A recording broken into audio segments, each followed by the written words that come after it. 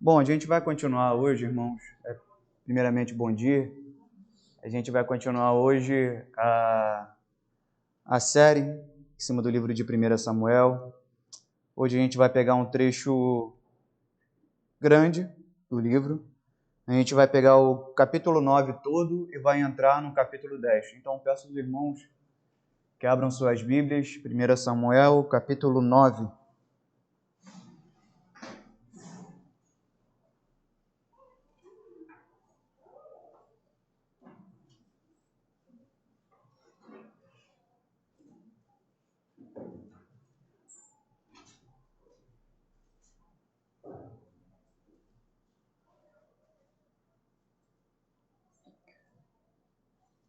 O tema dessa mensagem é o Rei de Israel. Não sei se os irmãos lembram, espero que sim. No último domingo, a gente estudou sobre o capítulo 8, e no final do capítulo 8, o povo pede por um rei. Pede para que seja governado assim como são governadas as outras nações. Eu vou ler aqui os 3 últimos versículos do capítulo 8, para a gente poder se situar melhor. Diz assim, do 20 ao 22. Seremos como todas as outras nações. Um rei nos governará e sairá à nossa frente para combater em nossas batalhas. Depois de ter ouvido tudo que o povo disse, Samuel o repetiu perante o Senhor. E o Senhor respondeu: atenda-os e deles um rei. Então Samuel disse aos homens de Israel: volte cada um para a sua cidade.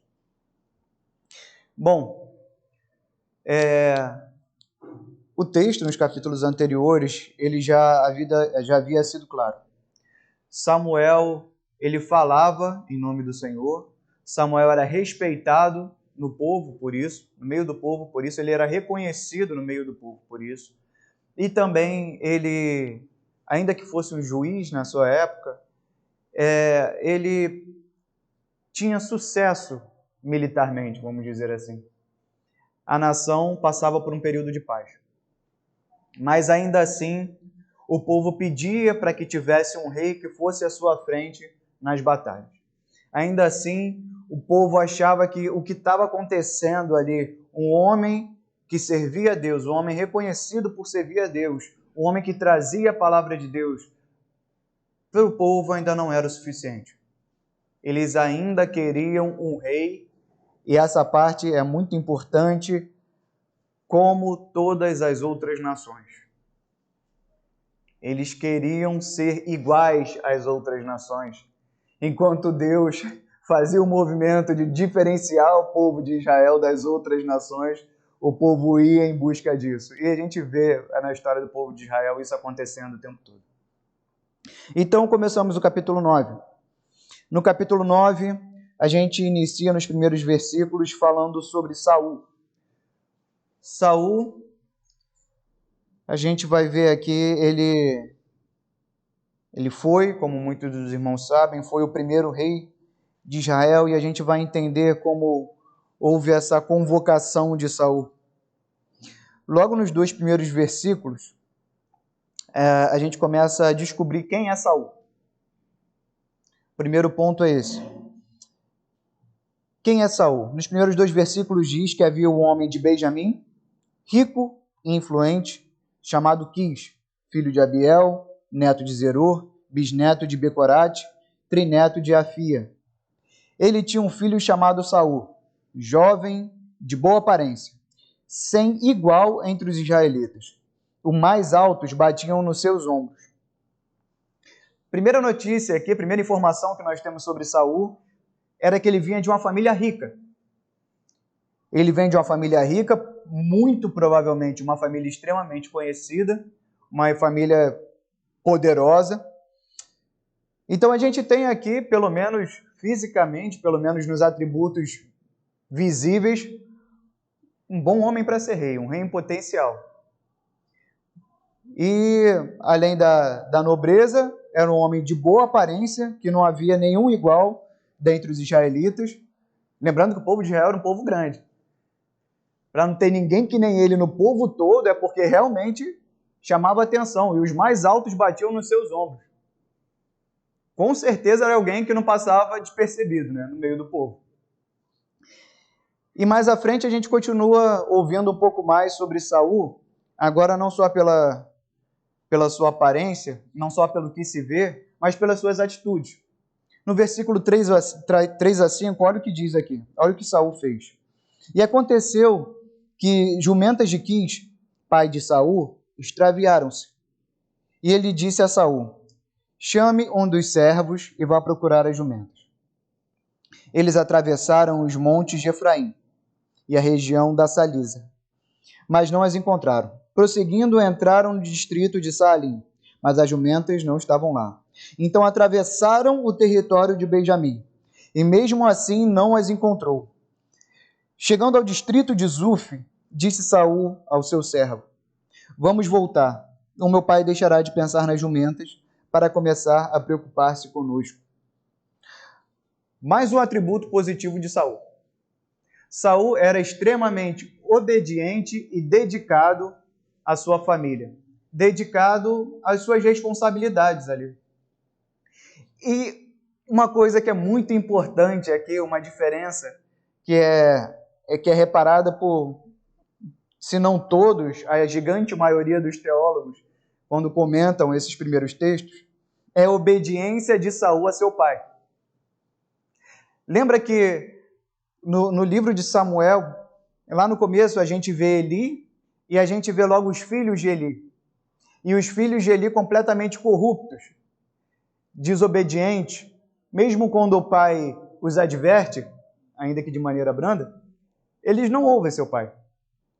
E então passa o período de Eli e Samuel está à frente do povo, e a gente vê que Samuel, mesmo sendo um profeta zeloso, alguém que busca a vontade de Deus, ainda assim os seus filhos também são desobedientes. Ainda assim, os filhos de Samuel, eles se mostram inaptos para estar adiante do povo, e inclusive isso é percebido pelo povo, a gente vê isso nos capítulos anteriores. Os filhos de Samuel são inaptos a isso, porque eles são desobedientes, porque eles não seguiram os caminhos do seu pai. E aqui Saul, ele se empenha na missão.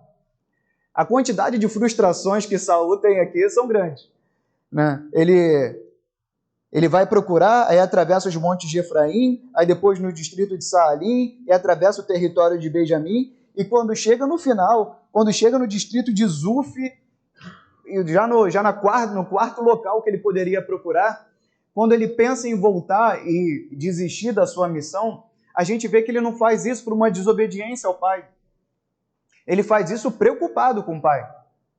Olha, chega para o servo e fala: olha, a gente chegou até aqui, eu estou dedicado aqui a cumprir minha missão, mas a gente chegou num ponto que eu já estou há muito tempo distante.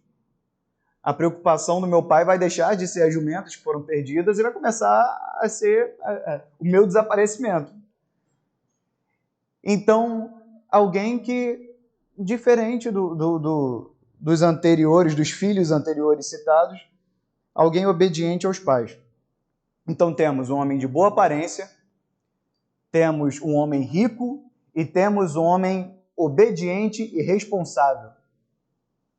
Até o momento, como grande candidato a primeiro rei de Israel.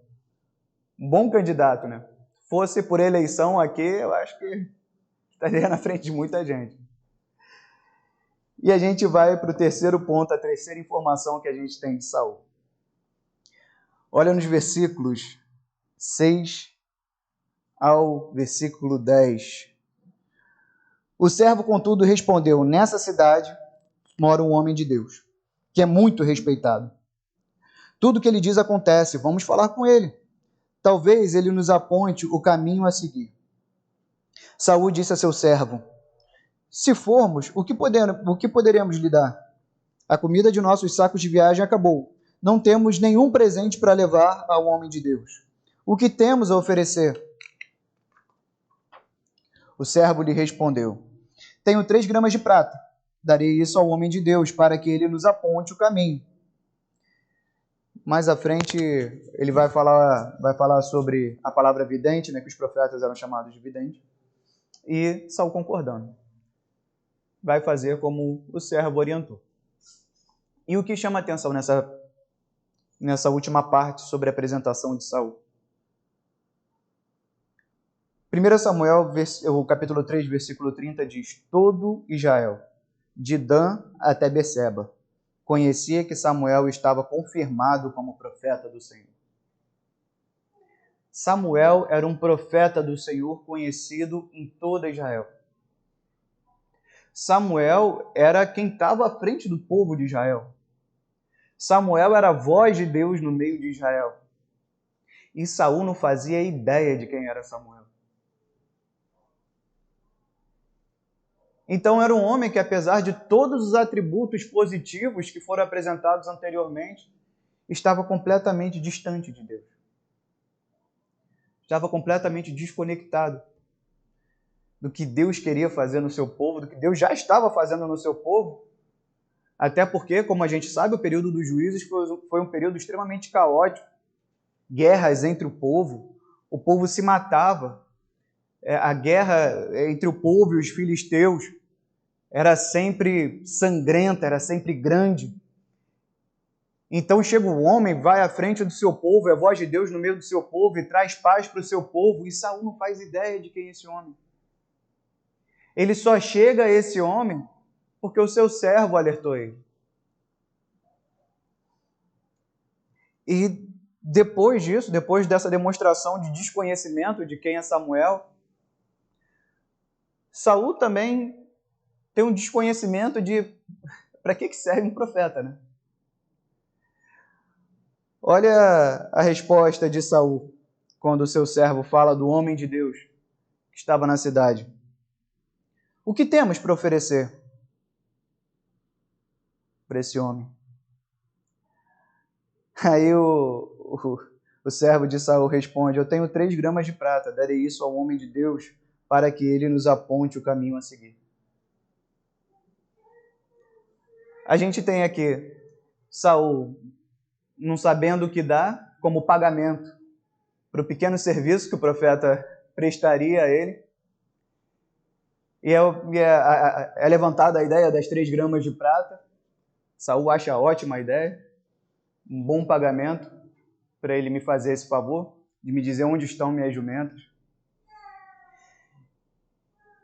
Então, é uma consulta ao homem que é a voz de Deus no meio do povo, para que seus bens sejam recuperados, para que parte da sua riqueza não seja perdida. E isso faz a gente pensar que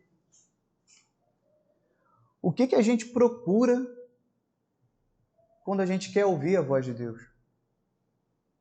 Quando a gente busca uma resposta da parte de Deus, qual é a pergunta que estamos fazendo para Deus para que Deus dê essa resposta?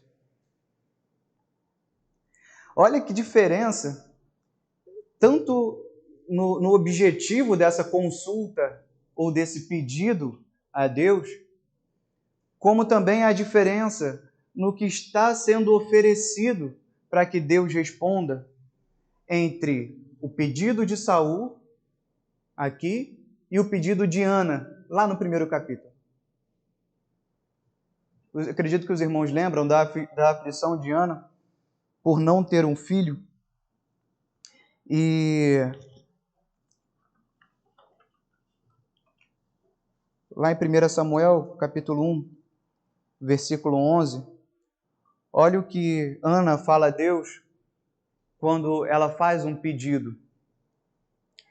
Ó Senhor dos Exércitos, se tu deres atenção à humilhação de sua serva, te lembrares de mim e não esqueceres de sua serva, mas lhe deres um filho, então eu o dedicarei ao Senhor todos os dias da minha vida. O seu cabelo e sua barba nunca serão cortados. E mais à frente, a gente vê Ana sendo atendida no seu pedido e cumprindo o seu voto a Deus.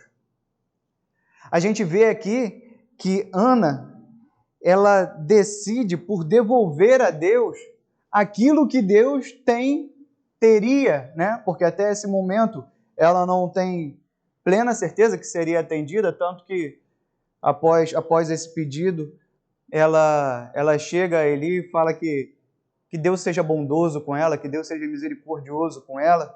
E quando Eli responde a ela ali, ela já tem seu coração alegre, já tem o seu coração cheio, porque ela sabe que ela esteve diante de Deus, ela pediu para Deus, e não só pediu para Deus, como decidiu ali dedicar a Deus o que ela tinha de melhor, ou ainda mais, o que ela teria de melhor. Então a gente vê aqui uma relação completa com Deus. Uma relação consciente que de Deus vem todas as coisas e que todas as coisas que vêm de Deus são para Deus. Ela sabe o que pedir a Deus, ela sabe o que entregar a Deus, ela sabe que o Deus que ela serve é um Deus que pode todas as coisas, mas também é um Deus que tem todas as coisas. Diferente de Saul, que até esse momento está completamente voltado aos seus interesses individuais, à riqueza da sua família, aos bens de sua família. Saul, até esse momento, ele está perdido na história, até que Deus vai ao encontro de Saul. Deus chega até Saul, meio que no encontro que Saul não tinha marcado. Saul está buscando uma coisa e vai receber outra.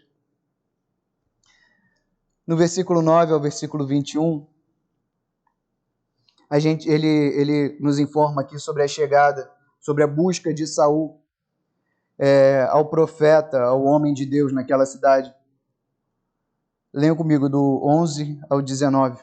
Ao subirem a colina para chegar à cidade, encontraram algumas jovens que estavam saindo para buscar água e perguntaram a elas: "O vidente está na cidade?" Elas responderam: "Sim, ele está ali adiante. Apressem-se. Ele chegou hoje à nossa cidade, porque o povo vai oferecer um sacrifício no altar do monte.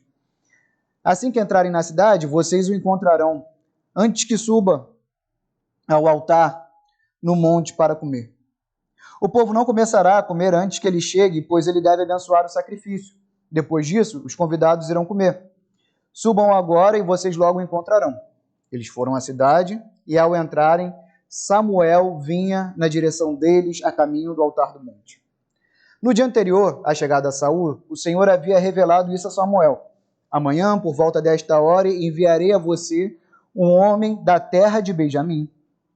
Unja-o como líder sobre o meu povo Israel. Ele libertará o meu povo das mãos dos filisteus. Atentei para o meu povo, pois o seu clamor chegou a mim."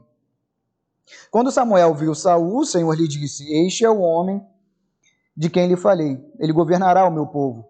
Saul aproximou-se de Samuel na entrada da cidade e perguntou: "Por favor, pode me dizer onde é a casa do vidente?" Respondeu Samuel: "Eu sou o vidente. Vá na minha frente para o altar, pois você comerá comigo. Amanhã cedo eu lhe contarei tudo o que você quer saber e o deixarei ir." Saul busca suas jumentas, os seus bens, e é encontrado por Samuel e convidado para o banquete junto com Samuel. Aqui, nesse banquete, pela participação dos convidados, pela forma como é feito, nós entendemos que essa oferta que estava acontecendo ali era uma oferta pacífica ou uma oferta de comunhão. Por que é possível compreender isso? Porque nesse tipo de oferta aqui, há participantes nesse tipo de ofertas que não são exclusivamente os sacerdotes. Era uma forma de comunhão, era uma forma que o povo, aquele que oferecia o sacrifício, também participava. E nessa oferta de comunhão, o Dr. Russell Shedd, ele explicando como funciona essa oferta, ele fala que exigia inteira dedicação da parte do ofertante e da paz com Deus a quem as oferecesse.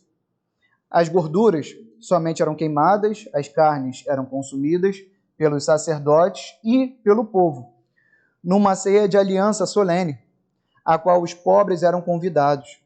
que prenunciava a paz que seria trazida aos homens pela obra de Cristo e comemorada mais à frente, simbolizada mais à frente também pela aliança na ceia do Senhor. Então aqui a gente tem Saul procurando o vidente só para ter uma resposta. E Samuel convida Saul para participação de uma oferta de comunhão. Para participação no momento que simboliza a aliança do povo com Deus. A aliança do povo como povo unido, como povo que vive em paz com Deus e entre si. Saul participa aqui de algo muito maior do que ele imaginou antes. Muito maior. Ele ainda é colocado numa posição muito maior do que ele imaginou antes também. A gente vai ver aqui outros detalhes nessa oferta que assusta um pouco. Aqui, depois de falar de Samuel chamar Saul para cear e mostrar para ele um pouco dessa comunhão do povo, apresentar. Acredito que Saul conhecia os ritos, mas não estava completamente participante aqui dos ritos do seu povo. Mas aqui, após participar disso, Samuel responde ainda: quanto às jumentas que você perdeu há 3 dias, não se preocupe com elas, já foram encontradas. No versículo 20. E a quem pertencerá tudo o que é precioso em Israel, senão a você e toda a família do seu pai? Olha que interessante. Mesmo parecendo mesquinho diante da grande obra de Deus, diante da grande obra que Deus tinha na vida de Saul, mesmo parecendo mesquinho ali, pequeno demais o seu pedido, ainda assim é atendido. Ainda assim, Deus responde. Ainda assim, dentro do plano grandioso e eterno de Deus, e aqui nesse comentário que a gente leu agora do Russell Shedd, a gente vê que, apontando para Cristo, apontando para o sacrifício, apontando para a aliança, ainda que procurar as jumentas do seu pai seja tão menor diante desse cenário tão maior, ainda assim Deus é misericordioso e atende a angústia de Saul. Mas ele atende a angústia de Saul e a resposta que ele dá aqui, ela mostra que Deus cuida de tudo. Deus dá solução para o problema de Saul e de seu pai. Deus aponta para Samuel quem seria o rei e aponta também para o clamor do seu povo, que é: levantarei um rei que livrará o povo das mãos dos filisteus. Todas essas respostas, toda a resposta a todas essas angústias que foram citadas até aqui, foram dadas. Todas elas dentro do propósito eterno de Deus. Isso é muito além do que a gente pensa muitas vezes sobre graça. Algumas vezes a gente pensa sobre graça como o perdão dos nossos pecados, mas a gente não acredita tanto que Deus vê também as nossas necessidades individuais. Muitas das vezes a gente se relaciona com Deus muito distante de nós. Um Deus que entregou o seu Filho para perdoar, para se entregar por nós e sofrer, e ser morto, e ser ressuscitado, e ali está o plano de salvação, mas nas nossas necessidades menores, por termos angústias nos nossos dia a dia, a gente acaba achando que Deus não está tão preocupado assim com as nossas necessidades menores. Talvez Deus não se envolva tanto nas minhas preocupações. Talvez Deus esteja ocupado demais no plano de salvação dele. E, pelo menos por enquanto, aqui, as minhas aflições foram deixadas de lado. Deus ouviu todas todos os pedidos, Deus ouviu todas as angústias do coração do povo, do coração de Samuel, do coração de Saul, até aqui. Deus está preocupado com cada um dos nossos pedidos. Deus responde a cada uma das nossas orações. Obviamente, já sabemos disso, nem sempre como nós desejamos, mas em grande parte, ou podemos dizer que em todas as vezes, porque sabemos que todas as coisas cooperam para o bem daqueles que amam a Deus, é muito melhor do que nós desejamos. É muito melhor do que nós pedimos. E esse texto é prova disso. Aqui, mais à frente, no versículo 21, Saul responde: acaso não sou eu benjamita, da menor das tribos de Israel, e não é meu clã o mais insignificante de todos os clãs da tribo de Benjamim? Por que então estás me dizendo tudo isso? Aqui a gente vê que a resposta de Samuel para Saul, ela mostra quem tem o domínio sobre os bens da terra. Saul demonstra aqui mais um atributo positivo, né? A humildade. Mas ainda assim, é uma humildade que desconhece que se Deus escolheu ele, se Deus escolheu a família dele, é de fato a família dele que terá poderio sobre todas as coisas. É de fato a família dele que vai reinar sobre Israel. Então, mais uma vez, vem um atributo positivo de um homem versus o desconhecimento desse homem do poder de Deus. Deus tem poder sobre todas as coisas e seu chamado, ele não está ligado à origem, ele não está ligado à nobreza, não está ligado à altura, não está ligado a nada que Saul tem. Mas o chamado está ligado à soberania de Deus e o querer de Deus. Por isso Deus escolheu Saul. Deus poderia escolher qualquer um aqui. Mas Deus escolheu Saul. Mais à frente, nos próximos capítulos, a gente vai ver algumas atitudes de Saul que não são tão louváveis assim, que não demonstram tantas qualidades assim, mas ainda assim Deus escolheu Saul. Sejam os atributos que ele demonstra positivos ou negativos, Deus escolheu Saul. E Deus tem um plano eterno em cima da escolha de Saul. Deus tem um plano eterno em cima da busca de jumentas que Saul saiu de sua casa para isso. Deus tem um plano eterno em cima de todas essas coisas grandes e pequenas. Depois disso, a gente vê a notícia a gente vê, mas a gente vê a unção de um novo rei. A unção do primeiro rei. No versículo 22 até o final, até o 10, 16, mas eu não vou ler tudo de uma vez.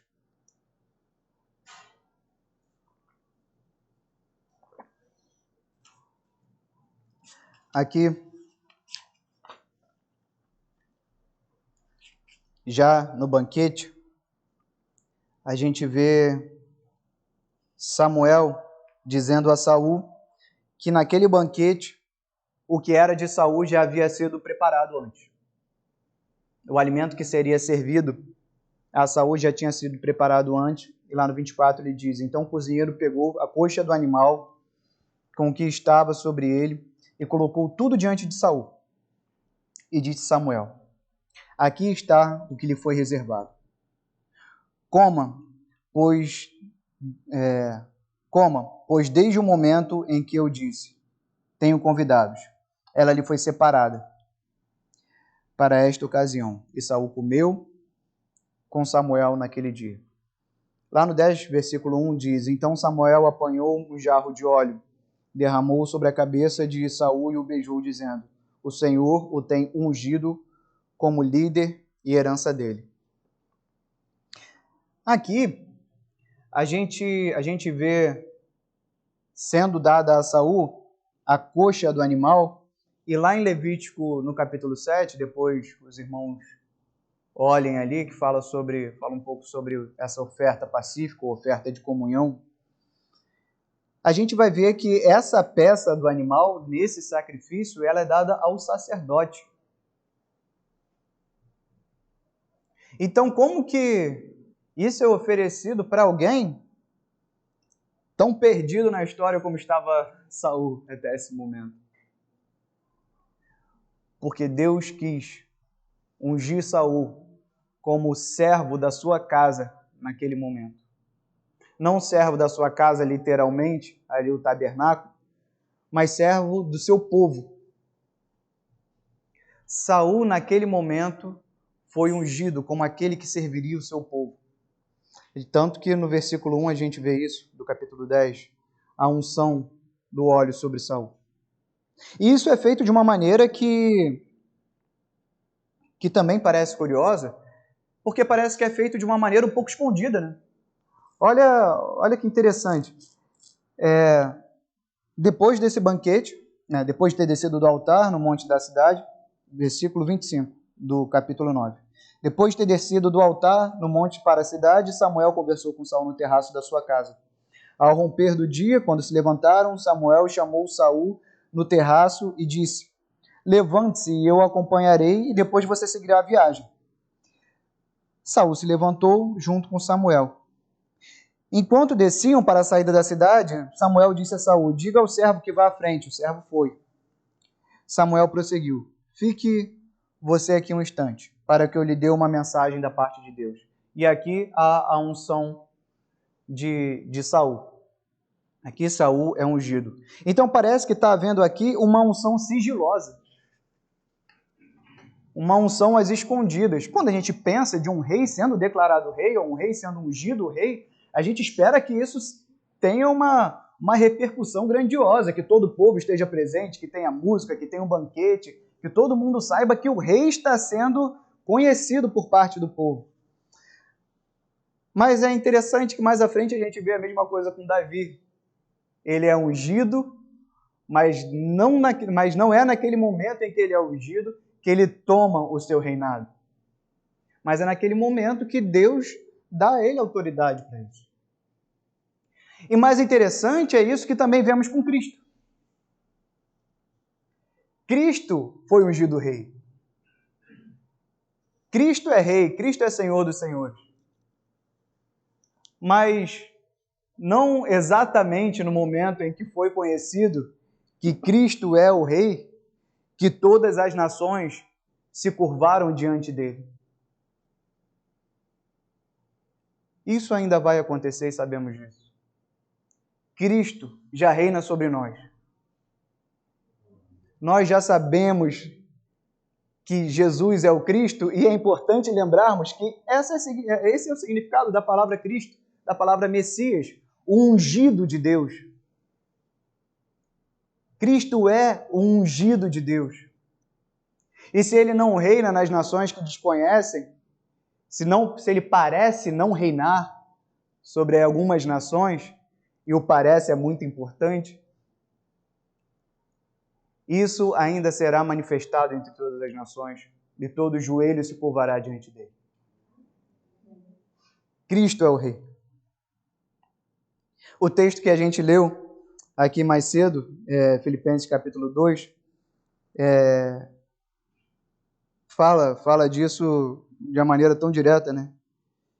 Que Cristo, embora sendo Deus, não considerou ser igual a Deus algo que deveria pegar-se, mas esvaziou-se a si mesmo, vindo a ser servo, tornando-se semelhante aos homens, e sendo encontrado em forma humana, humilhou-se a si mesmo e foi obediente até a morte, e morte de cruz. E aqui obediente, não uma obediência humana, mas uma obediência a Deus. Por isso Deus o exaltou à mais alta posição e lhe deu o nome que está acima de todo nome, para que ao nome de Jesus se dobre todo o joelho no céu, na terra, debaixo da terra, e toda a língua confesse que Jesus Cristo é o Senhor, para a glória de Deus Pai. Aqui no capítulo 10, do 2 ao 28, a gente vê... 2 a 28, não, perdão. Do 2 ao 8. Quase dei um susto, né, Miguel? do 2 ao 8, a gente vê o rei, ungido rei, aquele que foi ungido rei, as ordens de Deus. Aqui temos uma hierarquia clara, que não é o rei que será estabelecido em Israel, que tem poder sobre todas as coisas. Não é. É o Deus eterno, é o rei eterno, é o rei dos reis. Então, Samuel aqui vai dizendo passo a passo o que será feito por Saul. Aqui é engraçado porque ele vai dando passo a passo para Saul, e Saul vai para um lugar, depois vai para o outro, aí fala com alguém, aí recebe a visita de alguém, e recebe presente de alguém, e é muito semelhante àquela busca de Saul pelas jumentas no começo, né? Que ele vai de uma cidade para outra, e busca e não está. A gente vê mais uma vez aqui a obediência de Saul. Aí Samuel fala, hoje quando você partir encontrará 2 homens perto do túmulo de Raquel, no capítulo 10, versículo 2. E ele fala que, nesse versículo, que as jumentas já foram encontradas e ele está perguntando como encontrarei meu filho, o pai de Saul, né? Está perguntando como encontrarei meu filho. E dali você prosseguirá para o carvalho de Tabor, 3 homens virão subindo ao santuário de Deus em Betel, encontrarão você ali. Um estará levando 3 cabritos, outros 3 pães e outro uma vasilha de couro cheia de vinho. E o cumprimentarão e lhe oferecerão 2 pães que você deve aceitar. Depois disso, você irá a Gibeá de Deus, onde há um destacamento filisteu. Ao chegar à cidade, você encontrará um grupo de profetas descendo do altar no monte, tocando liras, tamborins, flautas e harpas. E eles estarão profetizando. O Espírito do Senhor se apossará de você. E com eles você profetizará em transe e será um novo homem. Assim que esses sinais tiverem se cumprido, faça o que achar melhor, pois Deus está com você. Vá à minha frente até Gilgal. Depois eu irei também para oferecer holocausto e sacrifício de comunhão. Mas você deve esperar 7 dias, até que eu chegue e lhe diga o que fazer. Então depois vá a outro lugar, e depois fale com alguém, depois receba algo que será dado, e depois vá a outro lugar também, e lá seja cheio do Espírito Santo de Deus. E é engraçado que tem uma ordem atrás da outra, e só depois de todas essas ordens, e só depois de ser anunciado que ali o Espírito Santo de Deus se apossará de Saul, aí sim, no versículo 7 ele fala, assim que esses sinais tiverem se cumprido, faça o que achar melhor, porque Deus está com você. Aqui, lembrando, isso não é dizendo que a partir daquele momento ele está livre dessa obediência, dessa necessidade de obedecer. Não. A partir desse momento, aí sim ele terá que ser obediente, porque o Espírito Santo de Deus se apossou dele. Então essa obediência continua. Tanto que no final ele termina com, você deve esperar, estando lá em Gilgal, você deve esperar 7 dias até que eu chegue e diga o que fazer. Então aqui, diferente daquela obediência lá do começo, onde a gente vê muito nítido o esforço de Saul, aqui a gente vê uma obediência a Samuel, mas uma obediência que não depende só do esforço de Saul, mas uma obediência que tem a ação clara do Espírito Santo de Deus. Uma obediência daquele que foi cheio do Espírito Santo de Deus. Ele será cheio do Espírito Santo de Deus. Não é mais a força da mão, não é mais a disposição de servir ao seu pai e de preservar os bens do seu pai. Ali ele está a serviço de Deus agora. E isso é tão... Saul estar a serviço de Deus, Saul ser orientado pelo Espírito Santo de Deus, é tão diferente do que se conhece de Saul, que olha o que é dito a seguir pelas pessoas, quando Saul é visto falando por meio do Espírito Santo de Deus.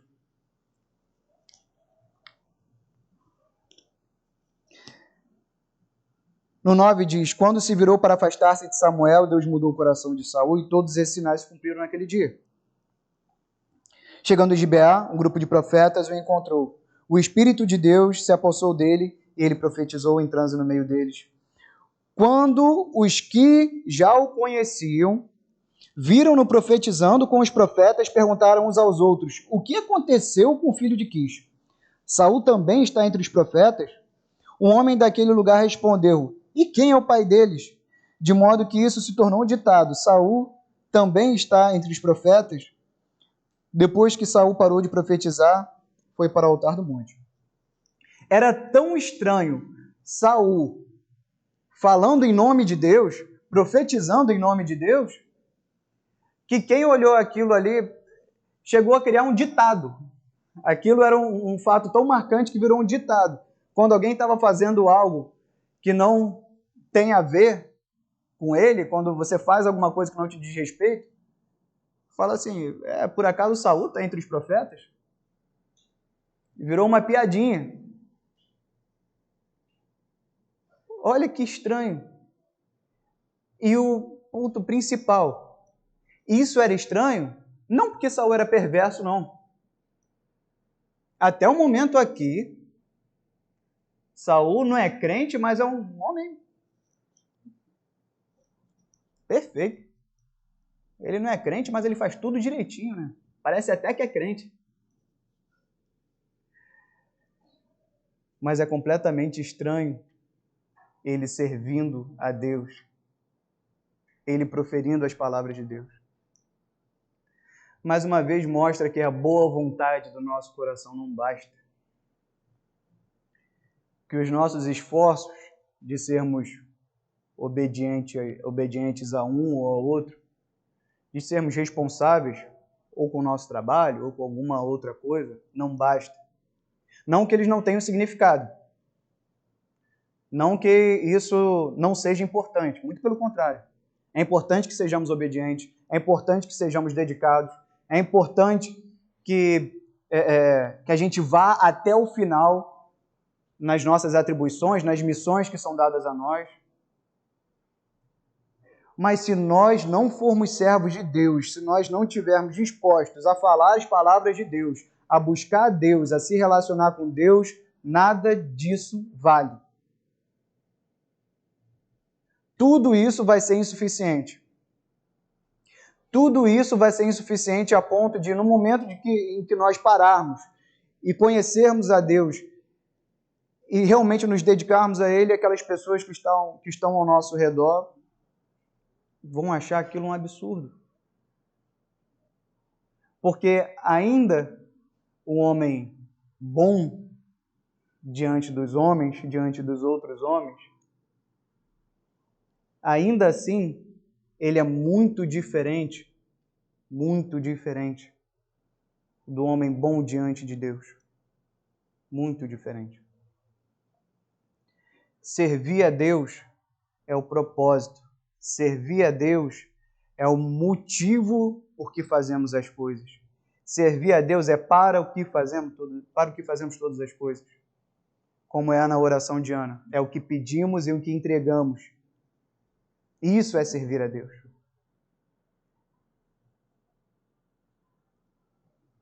E aqui, no final, concluindo,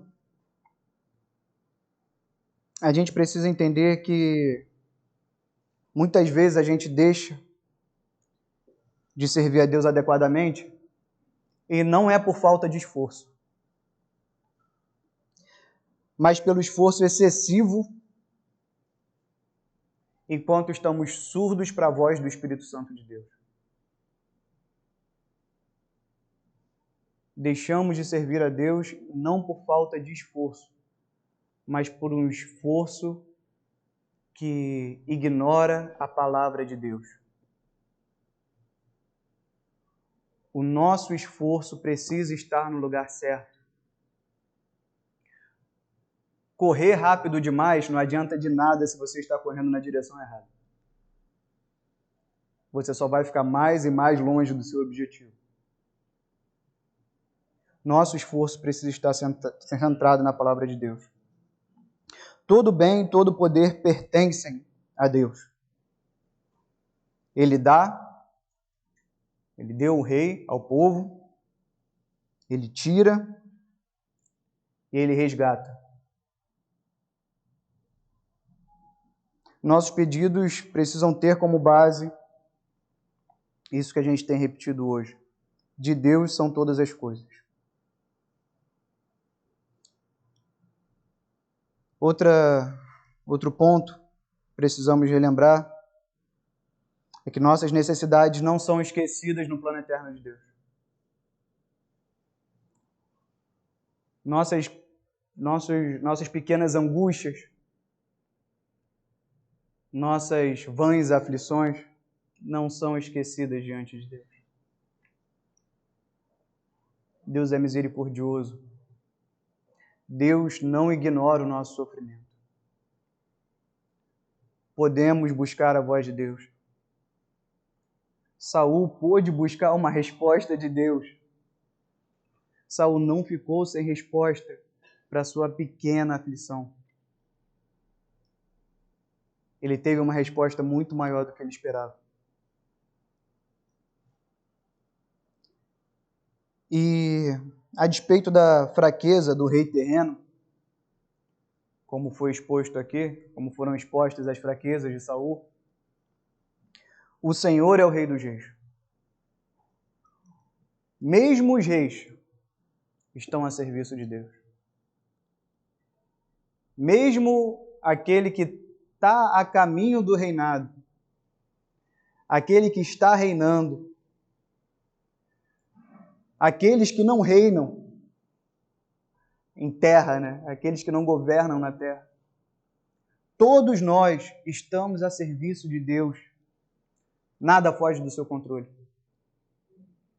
O povo foi duro e fez um pedido, e um pedido que claramente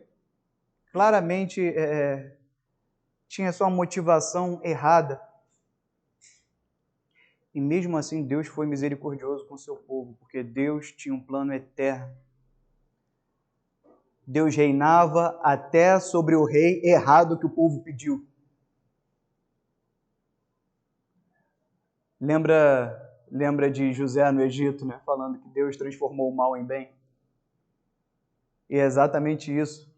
É um coração mau do povo de Israel. Um pedido do coração mau do povo de Israel que é respondido com misericórdia e graça. Deus tem poder sobre todas as coisas. Fechando, vou ler só um último texto para acabar, e esse texto é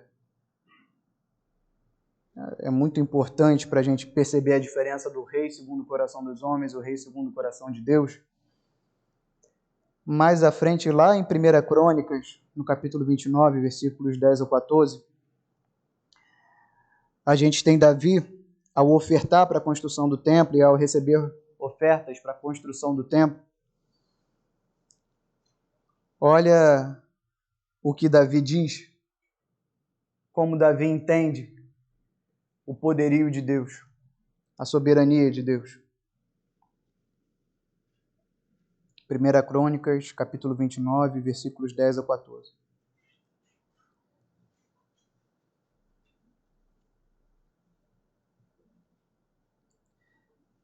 Davi louvou ao Senhor na presença de toda a Assembleia, dizendo: Bendito sejas, ó Senhor, Deus de Israel, nosso Pai de eternidade a eternidade. Teus, ó Senhor, são a grandeza, o poder, a glória, a majestade e o esplendor. Pois tudo que há nos céus e na terra são teus. Teu, ó Senhor, é o reino. Tu estás acima de tudo. A riqueza e a honra vêm de ti. Tu dominas sobre todas as coisas. Nas tuas mãos estão a força e o poder para exaltar e dar força a todos. Agora, nosso Deus, damos-te graças e louvamos o teu glorioso nome. Mas quem sou eu? E quem é o meu povo, para que pudéssemos contribuir tão generosamente como fizemos? Tudo vem de ti, e nós apenas te demos o que vem das tuas mãos. Amém? Que essa palavra fique em nossos corações, que a gente aprenda a servir a Deus da maneira certa, que a gente aprenda a ouvir a voz de Deus, que a gente aprenda a não se deter apenas nas nossas vontades e nos nossos desejos, mas que tenhamos os nossos ouvidos abertos para ouvir a palavra de Deus. Amém?